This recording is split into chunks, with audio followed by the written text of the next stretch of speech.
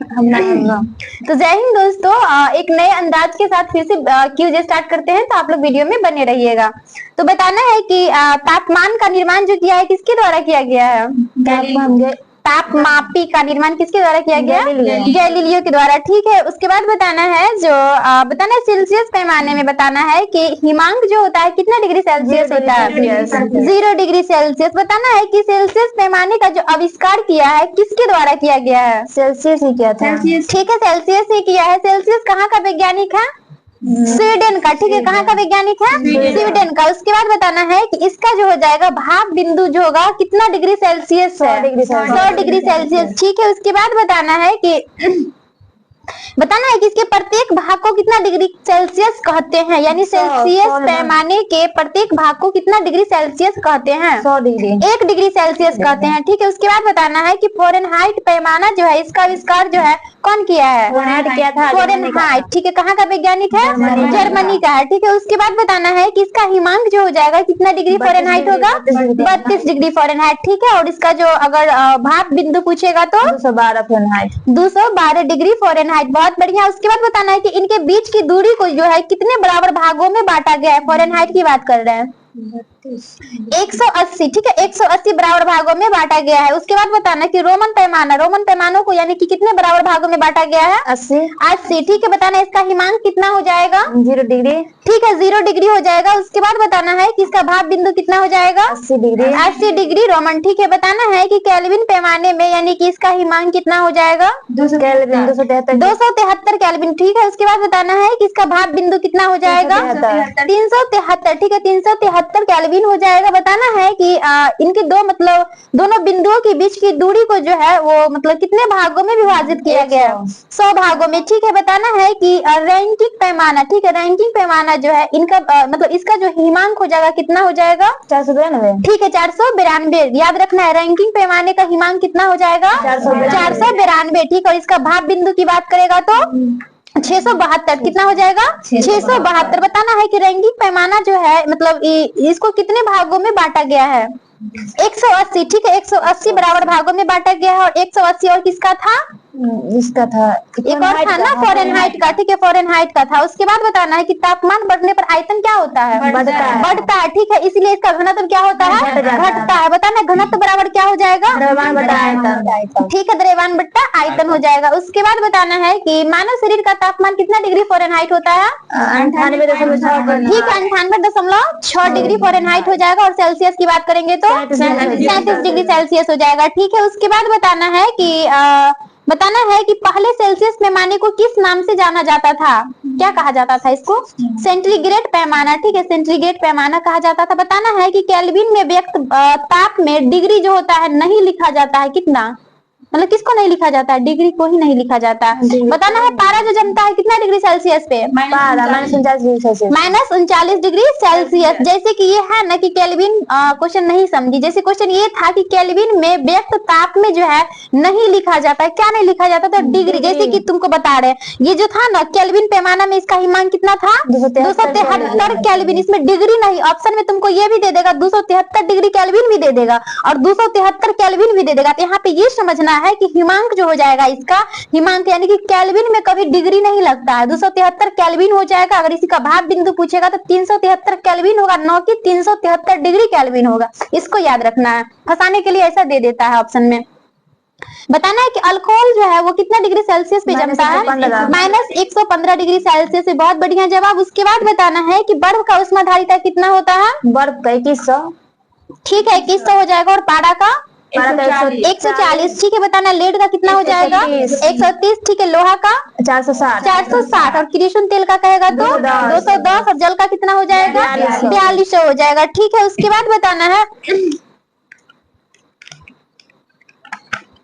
बताना ध्वनि तरंगे जो है वायु में क्या होता है?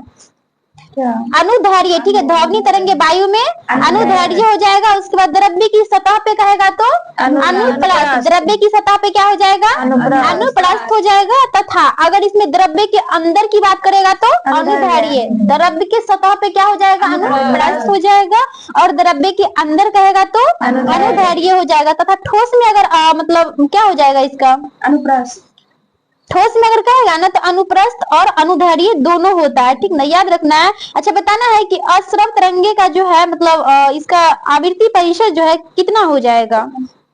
अश्रव तरंगे का 20 Hz से नीचे हो जाता है, ठीक है, जिसको क्या है, इसे हमारा कान सुन सकता है या नहीं सुन सकता, नहीं सुन सकता है, ठीक है। बताना श्रव्य तरंगे का यानी कि आवृत्ति परिसर 20,000, ठीक है, 20 Hz से 20,000 Hz के बीच हो जाएगा। बताना है कि इन तरंगों को हमारा कान सुन सकता है नहीं सुन सकता, सुन सकता है, ठीक है। बताना है प्राश्रव तरंगे का इसका आवृत्ति परिसर 20 Hz से ऊपर। बताना है कि कुत्ता बिल्ली जो चमगादड़ आदि सुन सकते हैं किस तरंगे के तहत, प्राश्रव तरंगे, ठीक है। उसके बाद बताना है कि संकेत भेजने में किस तरंगे का उपयोग करते हैं, प्राश्रव तरंगे का उपयोग करते हैं। उसके बाद बताना है कि समुद्र की गहराई का पता लगाने में किस तरंगे का प्रयोग करते हैं, प्राश्रव्य तरंगे का, प्राश्रव्य तरंगे का प्रयोग करते हैं, बहुत बढ़िया। उसके बाद बताना है कि गामा किरण का खोज किसके द्वारा किया गया है, गामा ये नहीं पॉल ब्लाट, ठीक है, पॉल ब्लाट के द्वारा किया गया है। बताना है कि गामा किरण का तरंगदैर्घ्य परिसर कितना हो जाएगा,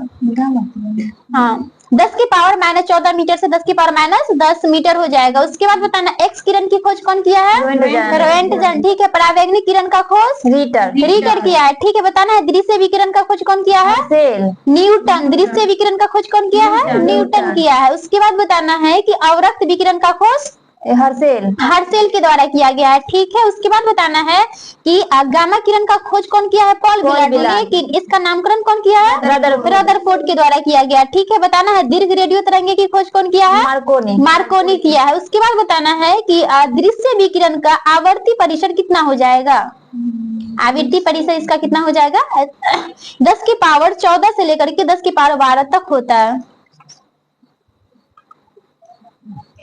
उसके बाद बताना है कि समुद्री जल में जो है ध्वनि की चाल कितना होती है, समुद्री जल में, हाँ 1533 हो जाएगा। और जल की बात करेंगे तो 1483, ठीक है। उसके बाद बताना अल्कोहल में कितना हो जाएगा, 12-13, ठीक है, 12-13 मीटर पर सेकेंड हो जाएगा। और कार्बन डाइऑक्साइड में 260 मीटर पर सेकेंड हो जाएगा। बताना एल्युमिनियम में कितना होता है, इनमें में होता 64-20, ठीक है, 64-20 हो जाएगा। उसके बाद बताना है कि किसी माध्यम में ध्वनि की चाल जो है किस पर निर्भर नहीं करती है, किस पे निर्भर नहीं करती है, ठीक नहीं, तरंगदैर्घ्य ने आवर्ती पर निर्भर नहीं करती है, क्या किस पर निर्भर नहीं करती है, आवृत्ति पर निर्भर नहीं करती है। बताना है कि ध्वनि की चाल और तरंगदैर्घ्य बदल जाती है जबकि क्या नहीं बदलती है, आवृत्ति नहीं बदलती है, ठीक है।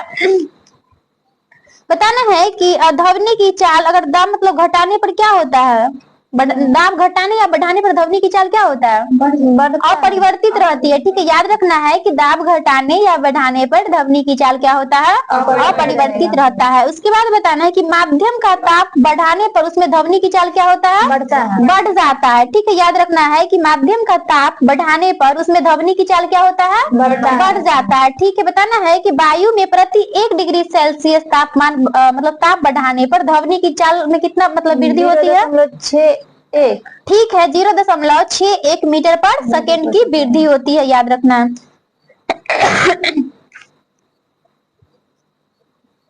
बताना है शांत क्षेत्र में जो है शोर स्तर कितना डेसिबल हो जाएगा, 50 डेसिबल, ठीक है। बताना अवसादीय क्षेत्र में 55 डेसिबल, ठीक है। बताना है कि व्यापारिक क्षेत्र में 65 डेसिबल, ठीक है। बताना औद्योगिक क्षेत्र में 70 डेसिबल होता है, ठीक है, 70। बताना मनुष्य की अधिकतम श्रव्यता सीमा जो है कितना डेसिबल है, 95 डेसिबल, ठीक है, 95 डेसिबल हो जाएगा।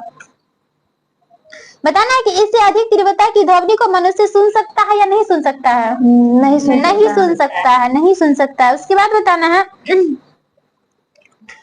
है कि प्रतिध्वनि सुनने के लिए श्रोता एवं परावर्तक सतह के बीच न्यूनतम दूरी कितना होनी चाहिए, 17 मीटर, ठीक है, 17 मीटर या फिर 16.6 मीटर। बताना है कान पर ध्वनि का प्रभाव कितना सेकेंड तक रहता है, 1/10 सेकेंड तक रहता है, ठीक है। बताना ध्वनि जो है दिन की अपेक्षा रात में क्या होता है, अधिक दूरी तक सुनाई देता है या फिर कम दूरी तक, अधिक दूरी, ठीक है। बताना है कि ध्वनि के लक्षण जो है कितने प्रकार के होते हैं, ध्वनि के लक्षण 3 प्रकार का, ठीक है। उसके बाद बताना है कि ध्वनि की प्रबलता स्तर व्यक्त करने का मात्रक क्या कहलाता है, फोन क्या कहलाता है, फोन कहलाता है, याद रखना है। उसके बाद बताना है बताना है कि ध्वनि जैसे कि मतलब ध्वनि का वह लक्षण जिसे ध्वनि मोटी या पतली मतलब सुनाई देती है, वो किसके कारण?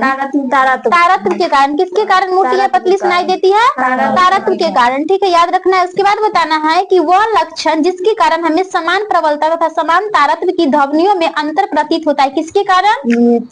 गुणता के कारण। किसके कारण होता है? गुणता के कारण। ठीक है, उसके बाद बताना है कि ध्वनि की तीव्रता व्यक्त करने का मात्रक क्या कहलाता है? डेसिबल। डेसिबल या बेल। बेल बेल क्या हो जाएगा? बेल। डेसिबल होता है। बेल बड़ा मात्रक। बताना है कि प्रकाश एक प्रकार का क्या है? ऊर्जा है। ऊर्जा है। ठीक है, बताना है कि इसका तरंग दैर्घ्य कितना हो जाएगा? 3900 से 78। ठीक है, 3900 से 7800। ठीक है, 7800 हो जाएगा। उसके बाद बताना है कि बताना है कि प्रकाश की जो है कणिका मॉडल कौन प्रस्तुत किया था? द कांते। ठीक है, कब किया है? 1637 में। ठीक है, 1637 में किया है। बताना है जल में प्रकाश की चाल वायु के प्रकाश की चाल से क्या होता है? कम होता है या फिर अधिक होता है? कम होता है। कम हो जाएगा। क्या हो जाएगा? कम हो जाएगा। बताना है कि प्रकाश तरंगे निर्वात में कैसे संचरित हो सकती है, इसकी व्याख्या जो है किसके द्वारा की गई थी? आइंस्टीन किया था। नहीं, जेम्स क्लार्क के द्वारा किया गया था। मैक्सवेल। ठीक है, जेम्स क्लार्क कौन हो जाएंगे? मैक्सवेल। मैक्सवेल कहाँ के वैज्ञानिक थे? इटली के। स्कॉटलैंड के। ठीक है, स्कॉटलैंड के। बताना है गुप्त उष्मा का सही मात्रा क्या हो जाएगा? कैलोरी। जूल प्रति किलोग्राम। क्या हो जाएगा? जूल प्रति किलोग्राम। बताना है कि उबलते जल की अपेक्षा भाप से जलने पर अधिक कष्ट होता है या कम कष्ट होता है? अधिक कष्ट होता है। अधिक होता है। ठीक है, उसके बाद बताना है निश्चित ताप पर ठोस का द्रव में बदलना क्या कहलाता है? ठोस द्रव गलनांक। ठीक है, गलनांक कहलाता है। उसके बाद बताना अपेक्षित आर्द्रता मापने के लिए किसका प्रयोग करते हैं?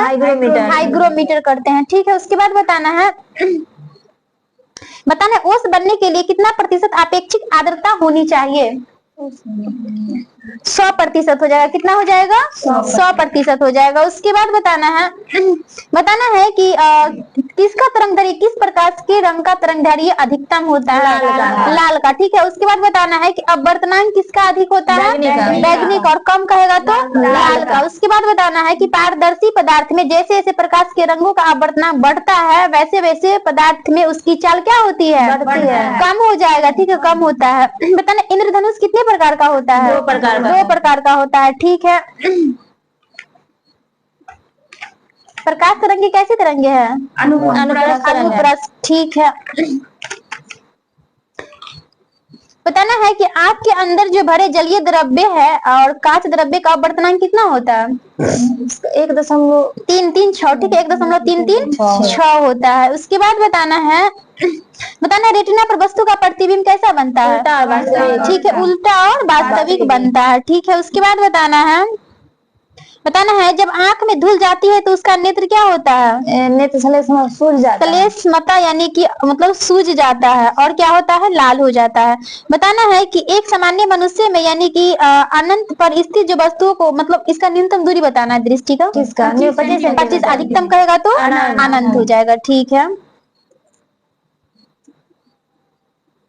बताना है निकट दृष्टि दोष के निवारण के लिए प्रयुक्त फोकस दूरी में कौन सा लेंस का प्रयोग किया जाता है? अवतल लेंस। ठीक है, बताना है कि सबसे अच्छा चालक कौन हो जाएगा? चांदी। ठीक है, दूसरा स्थान पे तांबा। ठीक है, उसके बाद बताना है एक इलेक्ट्रॉन पर कितना कूलम्ब होता है? 1.6 ठीक है, 1.6 गुने 10⁻⁻19 कूलम्ब हो जाएगा। बताना आवेश का सही मात्रा? कूलम्ब। ठीक है, अगर इसको इलेक्ट्रॉन में व्यक्त करेंगे तो क्या हो जाएगा? 6.25 गुने 10⁻18 इलेक्ट्रॉन।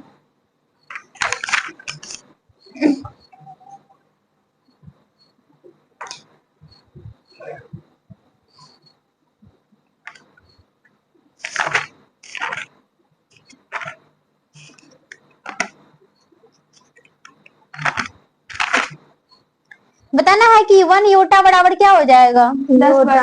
24। जेटा कहेगा तो 10⁻21। एक्सा 18 10⁻18 हो जाएगा। उसके बाद बताना है कि संवेग का विमीय सूत्र क्या हो जाएगा? MLT ठीक है, MLT इनवर्स। और आवेग का कहेगा तो संवेग और आवेग दोनों का सेम होता है, MLT इनवर्स हो जाएगा। उसके बाद बताना है कि खगोलीय दूरी मापने के लिए किसका प्रयोग करते हैं? प्रकाश वर्ष का प्रयोग करते हैं। बताना एक प्रकाश वर्ष बराबर कितना मीटर होता है? 9.46 मीटर। ठीक है, 9.46 गुने 10 की पावर 15 मीटर हो जाएगा। उसके बाद बताना है वेग बराबर क्या होता है? वेग दूरी बटा समय। ठीक है, दूरी बटा समय हो जाएगा। उसके बाद बताना है वेग कैसी राशि है? एक सदिश राशि। सदिश राशि। इसका ऐसा ही मात्रा मीटर पर सेकेंड। मीटर पर सेकेंड। उसके बाद बताना है कि विस्थापन कैसी राशि है? सदिश सदिश सदिश। याद रखना है बल वेग विस्थापन त्वरण, बल वेग विस्थापन त्वरण बल आघूर्ण कैसी राशि है? सदिश राशि। बल वेग विस्थापन त्वरण बल आघूर्ण सदिश राशि है। उसके बाद बताना है कि दूरी कैसी राशि है? अदिश राशि। इस पे मतलब बताना है कि दूरी पे जो होता है कौन सा आवेश होता है? धनात्मक या शून्य, कुछ भी हो सकता है। धनात्मक नहीं होगा, धनात्मक नहीं मतलब धनात्मक और शून्य दोनों हो सकता है। बताना है कि विस्थापन का ऐसा मात्रा क्या हो जाएगा? मीटर। ठीक है, उसके बाद बताना है कि चाल कैसी राशि है? चाल अदिश राशि है। चाल का ऐसा मात्रा मीटर पर सेकेंड। जो वेग का होता है वही चाल का, लेकिन यहाँ अंतर क्या है? चाल अदिश है और वेग सदिश राशि है। बताना त्वरण कैसी राशि है? सदिश राशि। ठीक है, बताना त्वरण का ऐसा मात्रा क्या हो जाएगा? मीटर पर सेकेंड स्क्वायर हो जाएगा। ठीक है, बताना है कि एक मतलब बताना है कि वेग एक समान होने पर त्वरण का मान क्या होता है? शून्य होता है। ठीक है, उसके बाद बताना है कि त्वरण पर कौन सा आवेश हो जाएगा? तो ऋणात्मक। ठीक है, जिसे हम क्या कहते हैं? मंदन कहते हैं। ठीक है, उसके बाद बताना है कि जब विपरीत दिशा में मतलब जब बल जो है विपरीत दिशा में लगता है तो दिशाओं के बीच का कोण कितना डिग्री का होता है? 180 डिग्री। 180 डिग्री का होता है। ठीक है, जब समान दिशा में लगता है तो 0 डिग्री का। बताना है कि प्रथम नियम से किसकी परिभाषा मिलती है? बल का। ठीक है, बताना प्रथम नियम को किसका नियम कहते हैं? गैलीलियो का नियम या फिर जड़त्व का नियम कहते हैं। ठीक है, उसके बाद बताना है कि पाई की मान की गणना सबसे पहले कौन किया है? आर्यभट्ट किया है। ठीक है, उसके बाद बताना है जो देखिए चाल बराबर क्या हो जाएगा? कोणीय चाल गुने त्रिज्या। ठीक है, कोणीय चाल गुने त्रिज्या हो जाएगा। उसके बाद बताना है ताप का ऐसा मात्रक क्या हो जाएगा? केल्विन हो जाएगा। उसके बाद बताना है कि इसका पुराना मात्रक किसका? ताप का हाँ डिग्री सेल्सियस हो जाएगा। उसके बाद बताना है जो आवृत्ति कैसा ही मात्रक हर्ट्ज हो जाएगा। ज्योति तीव्रता का कैंडेला। ठीक है, बताना है कि मात्रकों की संख्या मतलब मात्रक कितने प्रकार का होता है? 2 प्रकार का। ठीक है, बताना है कि मूल मात्रक और मतलब कौन कौन हो जाएगा? व्युत्पन्न मात्रक। मूल और व्युत्पन्न। पूरक या संपूरक मात्रक। मूल 7 पूरक 2। बताना F बराबर क्या हो जाएगा? mv स्क्वायर बाय r हो जाएगा। उसके बाद बताना है कि तृतीय गति नियम का दूसरा रूप जो हो जाएगा ऊर्जा संरक्षण का नियम। ठीक है, ऊर्जा संरक्षण का नियम कौन दिया है? ऊर्जा संरक्षण आइंस्टीन। न्यूटन। टंकन कितने प्रकार का? 3 प्रकार का। ठीक है, उसके बाद बताना है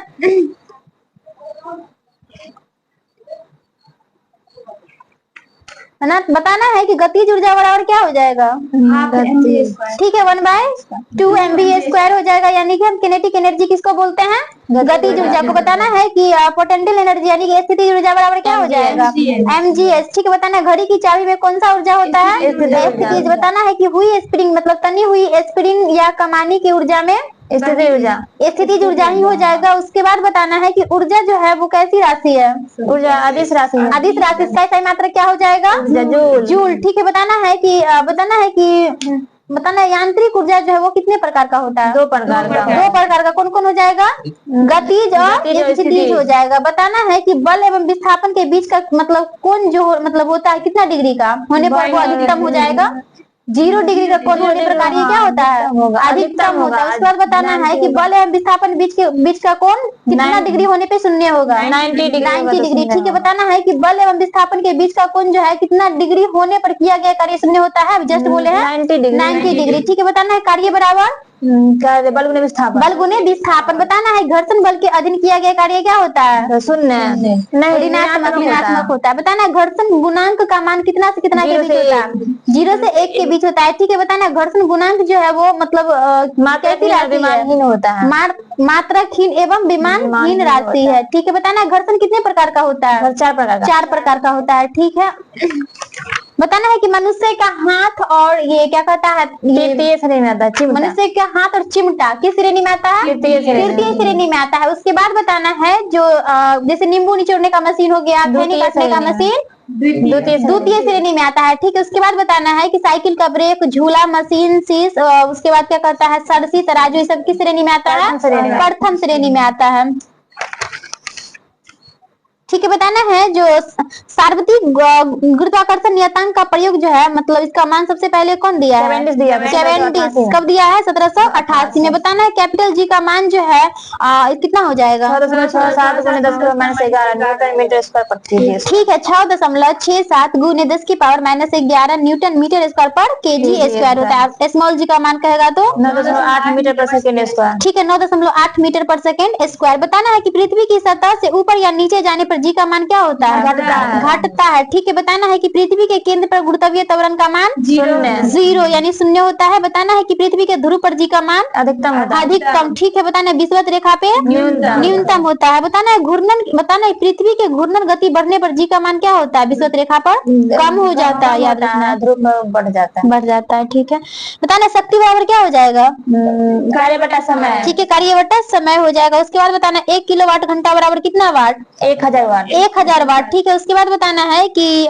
1 मेगावाट बराबर एक में ये 10 की पावर 6 वाट। ठीक है, 10 की पावर 6 वाट हो जाएगा। उसके बाद बताना है शक्ति की एक और मात्रा क्या हो जाएगा, शक्ति का एक वाट होता है ना, दूसरा अश्व शक्ति। ठीक है, बताना अश्व शक्ति की इकाई जो है किसके द्वारा दिया गया था, जेम्स वाट के द्वारा दिया गया था। एक अश्व शक्ति बराबर कितना वाट हो जाएगा, 746 वाट हो जाएगा। ठीक है, उसके बाद बताना है जो बताना यांत्रिक ऊर्जा को विद्युत ऊर्जा में कौन रूपांतरित करता है, ऊर्जा का डायनेमो। ठीक है, उसके बाद बताना है विद्युत ऊर्जा को प्रकाशीय ऊर्जा में कौन रूपांतरित करता है, ऊर्जा का विद्युत ऊर्जा को प्रकाश ऊर्जा में ट्यूबलाइट हो जाएगा। उसके बाद बताना है सौर ऊर्जा को विद्युत ऊर्जा में सोलर सेल। ठीक है, सोलर सेल हो जाएगा। बताना यांत्रिक ऊर्जा को ध्वनि ऊर्जा में सितार। ठीक है, क्या हो जाएगा, सितार हो जाएगा। उसके बाद बताना है कि रासायनिक ऊर्जा को प्रकाश एवं उष्मा ऊर्जा में मोमबत्ती। ठीक है, उसके बाद बताना ध्वनि ऊर्जा को विद्युत ऊर्जा में जो ऊर्जा का रूपांतरण कौन करता है, ठीक है, माइक्रोफोन हो जाएगा। उसके बाद बताना है संवेग को अगर दोगुना कर देंगे तो गतिज ऊर्जा क्या होगा,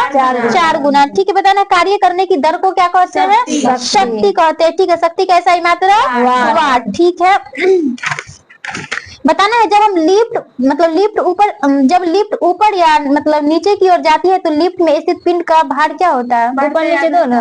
हाँ, ऊपर नीचे आएगा तो अपवर्तित रहेगा, अपवर्तित। ठीक है, उसके बाद बताना अगर ऊपर की ओर जाएगा तो बढ़ेगा, नीचे की ओर जाएगा तो घटेगा। ठीक है, बीच में अटकेगा तो सुनो। बताना है कि प्रत्येक ग्रह सूर्य की ओर चक्कर लगाता है किस मतलब दीर्घवृत्ताकार कार में। ठीक है, मतलब परिक्रमा करता है। उसके बाद बताना है कि द्रव्यमान कैसी राशि है, द्रव्यमान अदिश राशि है। बताना इसका ऐसा मात्रा क्या होता है, केजी होता है। ठीक है, उसके बाद बताया चंद्रमा पर गुरुत्वीय त्वरण का मान कितना हो जाएगा, 1/6 होता है। ठीक है, उसके बाद बताना पृथ्वी के अति निकट चक्कर लगाने वाले उपग्रह का परिक्रमण काल कितना मतलब हो जाएगा, परिक्रमण काल 1 घंटा 24 मिनट। ठीक है, 1 घंटा 24 मिनट हो जाएगा। उसके बाद बताना है बताना पृष्ठ तनाव कैसे मात्रा क्या हो जाएगा, न्यूटन पर मीटर। ठीक है, उसके बाद बताना है कि पृष्ठ तनाव का ऐसा मात्रा एक और होता है, एक और मात्रक होता है, इसका जूल प्रति मीटर स्क्वायर हो जाएगा। बताना है कि घुलनशील नमक मिलाने पर जल का पृष्ठ तनाव क्या होता है, बढ़ जाता है। ठीक है, उसके बाद बताना है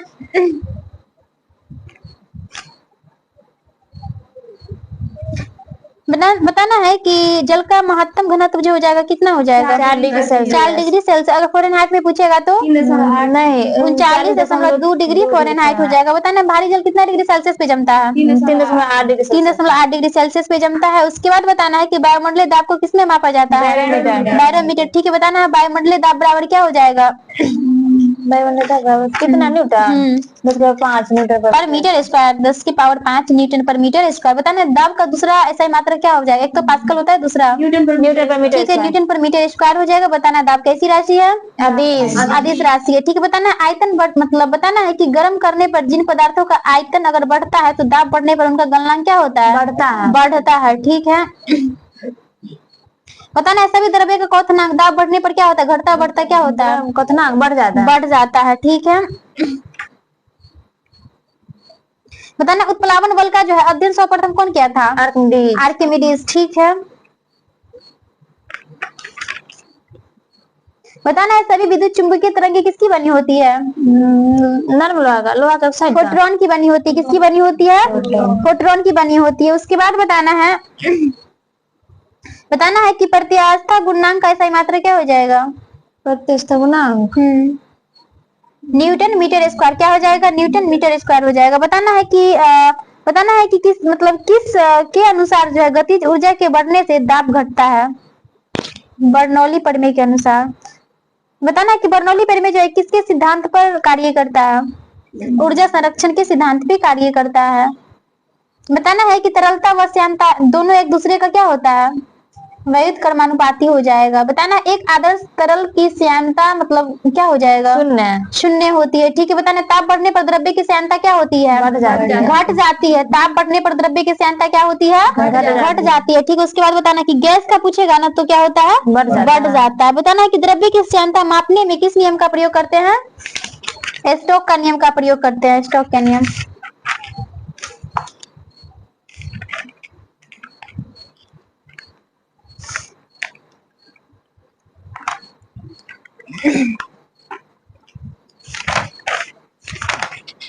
बताना इलेक्ट्रॉन का खोज कौन किया है? जे थॉमसन के द्वारा किया गया। उसके बाद बताना है कि प्रोटॉन का खोज गोल्डस्टीन। ठीक है। न्यूट्रॉन का चैडविक। ठीक है। James Chadwick. ठीक है। कब किया है?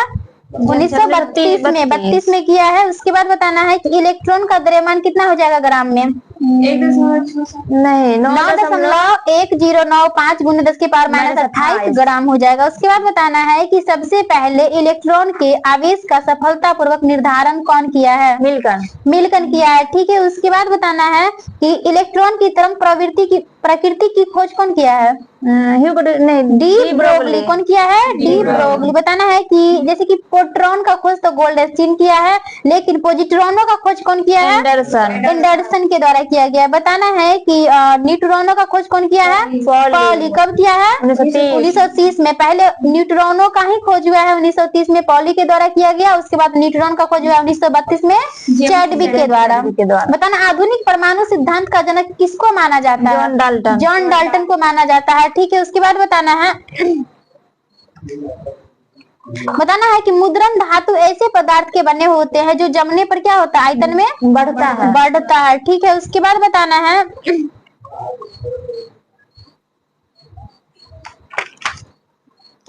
आदर्श गैस की जो मतलब संख्या है किस पर निर्भर होती है? द्रव्यमान पे। ऊर्जा की मूल संख्या पे हो जाता है।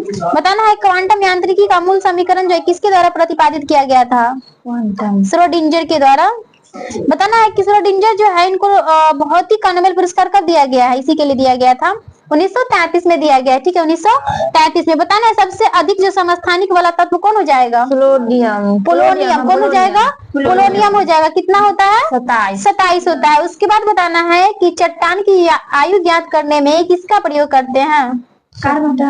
यूरेनियम 235 का प्रयोग करते हैं। उसके बाद बताना है कि रक्त के थक्के का पता लगाने के लिए सोडियम 24। ठीक है। सोडियम 24 का प्रयोग करते हैं। अगर जो कहेगा ना जो अरक्तता का रोग का पता लगाने के लिए तो लोहा 59 हो जाएगा। बताना है कि थायराइड ग्रंथि के उपचार के लिए आयोडीन 131 का प्रयोग करते हैं। बताना है कि ट्यूमर का पता लगाने के लिए आर्सेनिक 74 किसका प्रयोग करते हैं? आर्सेनिक 74 का। बताना है कि रक्त कैंसर को नियंत्रित करने में किसका प्रयोग करते हैं? ठीक है। क्वाल्ट 60 हो जाएगा। बताना है रक्त के थक्के का पता लगाने के लिए जस्ट बताया है सोडियम 24 का प्रयोग करते हैं।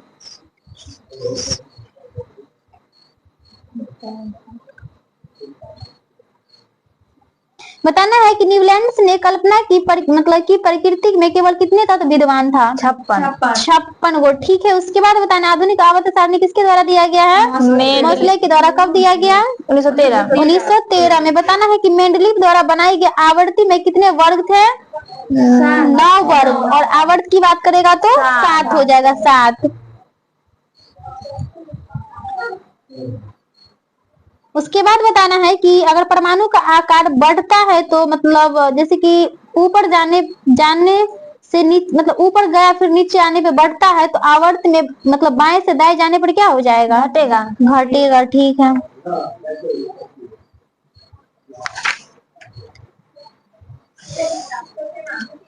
बताना है कि आधुनिक आवर्त सारणी में परमाणु संख्या 57 से लेकर के 71 तक के मतलब श्रेणी को क्या कहते हैं?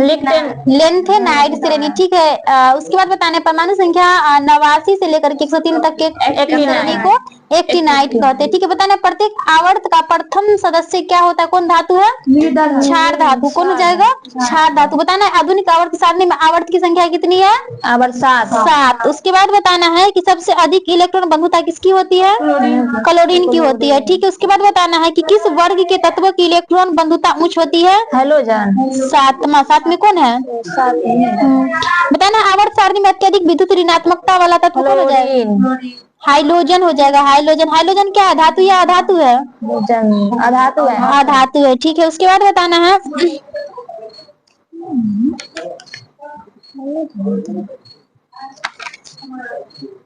बताना है समुद्री जल का पीएच मान कितना हो जाएगा? 8.4। 8.4। ठीक है, बताना रक्त का पीएच मान 7.4। 7.4। ठीक है, बताना लार का पीएच मान कितना हो जाएगा? 6.5। ठीक है, बताना दूध का कितना हो जाएगा?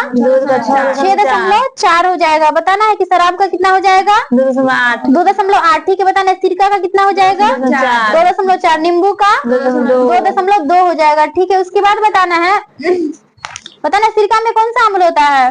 एसिटिक अम्ल होता है। ठीक है, उसके बाद बताना है कि अम्ल स्वाद में कैसा होता है? खट्टा होता है। ठीक है, बताना है कि बेकिंग पाउडर बनाने में किस अम्ल का प्रयोग करते हैं? टार्ट्रिक अम्ल का। ठीक है, टार्ट्रिक अम्ल का प्रयोग करते हैं। बताना है कपड़े से जंग के धब्बे हटाने के लिए ऑक्जेलिक अम्ल का प्रयोग करते हैं। ठीक है, उसके बाद बताना है बताना हीरा का अपवर्तनांक कितना हो जाएगा? 2.42। ठीक है, 2.42 हो जाएगा। उसके बाद बताना है कि जल की कठोरता कितने प्रकार की होती है? कठोरता हाँ 2 प्रकार की होती है। ठीक है, बताना है उसके बाद बताना है कि ड्यूटेरियम ऑक्साइड जो होता है मतलब इसको किसको बोलते हैं? भारी जल को बोलते हैं। ठीक है, बताना है भारी जल की खोज कब हुआ है?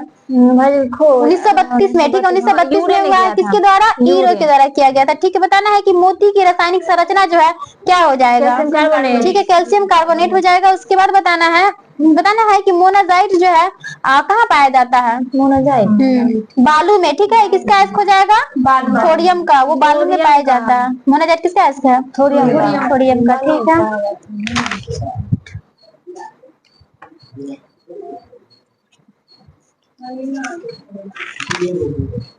बताना है कि बर्ना की संधि कब हुई है? बर्ना 1731 में हो जाएगा। बर्ना की संधि कब हुई है? 1731 में। बताना है कि संगोला की संधि 1750। सगोली की संधि कब होता था? 1816। ठीक है, उसके बाद बताना है कि देवगांव की संधि कब हुआ है? 1803 में। और बसीन की संधि 1802 में। बताना है पुरंदर की संधि कब हुआ है? 1776 में। पुरंदर की संधि कब हुआ है? 1776 में। उसके बाद बताना है सूरत की संधि 1775 में। बताना है कि प्रथम आंग्ल मराठा युद्ध जो हुआ है कब हुआ था? 1782 में हुआ है। किस संधि के तहत ये समाप्त हुआ है? प्रथम आंग्ल मराठा युद्ध सालाबाई की संधि के तहत समाप्त हुआ है। उसके बाद बताना है कि द्वितीय आंग्ल मराठा युद्ध कब हुआ है? 1803 से 5 में। ठीक है, और मतलब तृतीय कहेगा तो 1817 से 19 हो जाएगा। याद रखना है कि प्रथम आंग्ल मराठा युद्ध जो है कब हुआ है? 1782 में है। और किस संधि के तहत समाप्त हुआ है? तो सालाबाई की संधि के तहत समाप्त हुआ है। और द्वितीय आंग्ल मराठा युद्ध कहेगा तो 1803 से 5 हो जाएगा। और तृतीय कहेगा तो 1817 से 19। 1817 से 19। बताना है कि मदसौर की संधि कब हुआ है?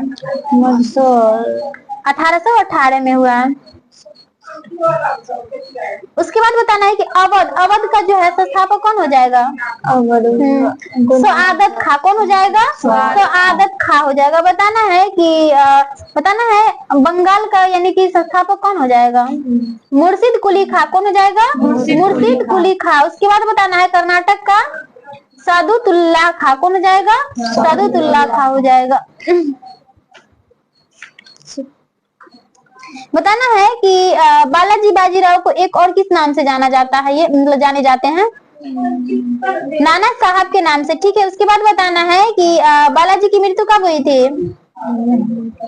1761 में। ठीक है, 1761 में हुआ है। उसके बाद बताना है कि बाजीराव प्रथम की मृत्यु के बाद जो है वो पेशवा कौन बना है? यही बालाजी बाजीराव 1740 में बना है।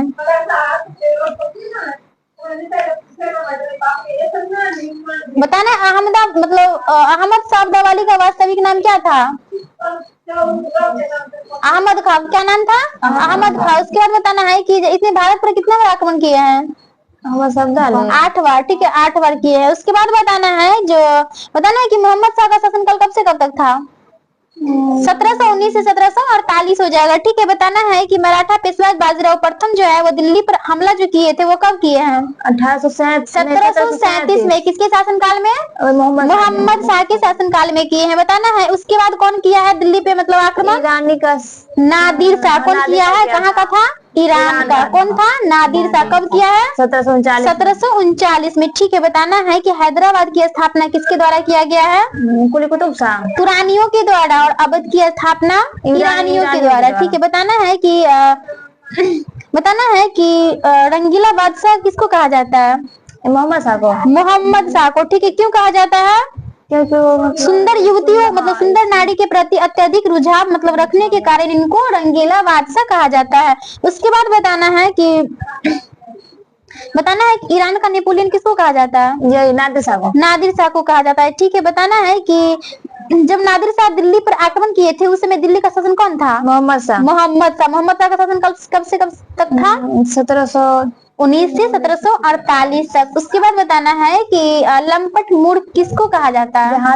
जहांदार शाह को, ठीक है। उसके बाद बताना है कि फर्रुख सियार इनका शासनकाल कब से कब तक था? 1713 से 1719। बताना है कि मुगल वंश का घृणित कायर किसको कहा जाता है? यही अभी बोली ना, फर्रुख सियार को ही कहा जाता है, ठीक है। उसके बाद बताना है जहांदार शाह का पुत्र कौन था? मोहम्मद शाह। आलमगीर द्वितीय, जिसका शासनकाल 1754 से 59 ईस्वी तक रहा। बताना है कि डच ईस्ट इंडिया कंपनी ने पटना में अपना फैक्ट्री कब स्थापित किया है? 1503। 1632 में किया है। कब किया है? 1632 में। बेदरा का युद्ध कब हुआ है? 1759 में, ठीक है। उसके बाद बताना है कि मुगल दरबार में आने वाला प्रथम अंग्रेज कौन था? कैप्टन हॉकिंस, ठीक है। कैप्टन हॉकिंस जो मतलब किसका राजदूत था? ये बना था आने के बाद जेम्स प्रथम का। हाँ। बताना है कि भारत आने वाला पहला अंग्रेजी जहाज कौन हो जाएगा? रेड ड्रैगन, ठीक है। उसके बाद बताना है कि 1661 में पुर्तगाली की जो राजकुमारी थी कैथरीन, उनका विवाह किसके साथ हुआ था? कहाँ का राजकुमार था ये? इंग्लैंड का था। ब्रिटेन, इंग्लैंड, ठीक है। कौन था? चार्ल्स द्वितीय, ठीक है। चार्ल्स द्वितीय, जिसने उसको दहेज में बम्बई दे दिया। हाँ। इनको क्या है ना कि दहेज में पुर्तगाली वाला जो है ना वो पूरा बम्बई इनको दहेज में सब दे दिया था। उसके बाद क्या किया था ना, ये 1668 ईस्वी में चार्ल्स द्वितीय ने बम्बई को 10 पाउंड के वार्षिक किराए पर ईस्ट इंडिया कंपनी को ये लगा दिया। उसके बाद बताना है कि पुर्तगाली ईस्ट इंडिया कंपनी की स्थापना कब हुआ है? 1498, ठीक है 1498 में हुआ है। उसके बाद बताना है कि अंग्रेजी ईस्ट इंडिया कंपनी की स्थापना 1600। डच ईस्ट इंडिया कंपनी की स्थापना 1602 में हुआ है। डेनिश ईस्ट इंडिया कंपनी का 1616 में। उसके बाद बताना है स्वीडन ईस्ट इंडिया कंपनी की स्थापना कब हुआ है? 1731 में। बताना है बहादुर शाह का शासनकाल कब से कब तक था? बहादुर शाह 1707 से 1712 हो जाएगा। और उसके बाद कौन आया था? जहांदार शाह, ठीक है। जहांदार शाह का शासनकाल कब से कब तक था? 21 साल तक ये रहा था ना, 12 से 13। उसके बाद कौन आया था? फर्रुख सियार, जिसको मुगल काल का घृणित मुगल वंश का घृणित कायर कहा जाता है। इसका शासनकाल कब से कब तक था? 1713 से 1719 हो जाएगा। उसके बाद बताना है कि उसके बाद कौन आया था? मोहम्मद शाह 19 से लेकर के 48, ठीक है। बैठ जाओ। चलो बताना है कि सभी गांवों में ऑप्टिकल फाइबर बिछाने का लक्ष्य कब तक रखा गया है? 2025 में, ठीक है। उसके बाद बताना है कि यूरिया आयात को बंद करने का लक्ष्य 2025। अभी यूरिया मिल रहा है खेत के लिए? नहीं ना मिल रहा है, बहुत ज्यादा खोदने के बाद शायद मिल रहा है, लोगों को तो नहीं मिल रहा है। पता नहीं, इसका लक्ष्य ही रखा गया था 2025 में बंद करने का। उसके बाद बताना है भारत को टीबी मुक्त देश बनाने का लक्ष्य है 2025 हो जाएगा। उसके बाद बताना है कि कुल कार्बन उत्सर्जन में 1 अरब टन की कमी, इसका लक्ष्य कब तक रखा गया है? 2030, ठीक है। उसके बाद बताना है कि 500 गीगावाट अक्षय ऊर्जा प्राप्त करने का लक्ष्य 2030 तक रखा गया है। उसके बाद बताना है कि 280 गीगावाट और सौर ऊर्जा प्राप्त करने का लक्ष्य 2030 हो जाएगा। ठीक है, क्या हो जाएगा? 2030 हो जाएगा। उसके बाद बताना है कि परमाणु ऊर्जा क्षमता को 1 लाख मेगावाट करने का लक्ष्य 2047 हो जाएगा। ठीक है, उसके बाद बताना है सबसे ज्यादा इसमें भी ये है कि भारत द्वारा नेट जीरो का लक्ष्य कब रखा गया है? 2070 में। ठीक है, उसके बाद बताना है कि मुंबई शहर में शून्य कार्बन उत्सर्जन का लक्ष्य रखा गया है कब तक? मतलब 2050 हो जाएगा, 2050। उसके बाद बताना है कि भारत द्वारा शून्य कार्बन उत्सर्जन का लक्ष्य अब जस्ट बताया है 2070 और नेट जीरो कहेगा तो भी 2070 ही हो जाएगा।